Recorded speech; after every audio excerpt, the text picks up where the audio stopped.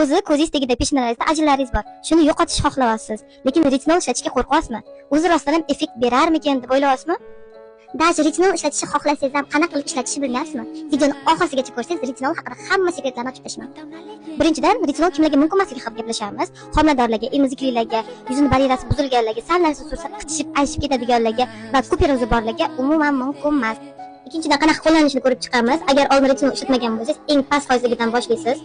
Sxema bo'yicha ishlatasiz. Birinchi haftada, bir haftada 2 marta ishlatsangiz bo'ladi. Shu sxemadan ko'rib olsangiz bo'ladi qanaqa ishlatishi. Retinolni faqat kechasi ishlatish kerak. Kunduzi ishlatish umuman mumkin emas. Kechasi retinol ishlatganingizdan keyin orqasidan namlantiruvchi krem ishlatishingiz shart. Retinol ishlatishni boshlaganingizdan keyin kunduzi SPF surishingiz shart. Agar SPF surmaydigan bo'lsangiz, retinol ishlatmay qo'yavering. Uchinchidan, retinol nimalar bilan birga qo'llash mumkin emasligini ko'rib chiqamiz. AHA kislotasi va vitamin C ni retinol bilan birga bir paytda qo'llash umuman mumkin emas. Agar shu qoidalarga amal qilib retinolni muntazam surishni boshlasangiz, yuzingizda o'zgarishlar bo'layotganini ko'rib, o'zingiz xursand bo'lasiz. 3 oydan 6 oygacha rezultat seziladi.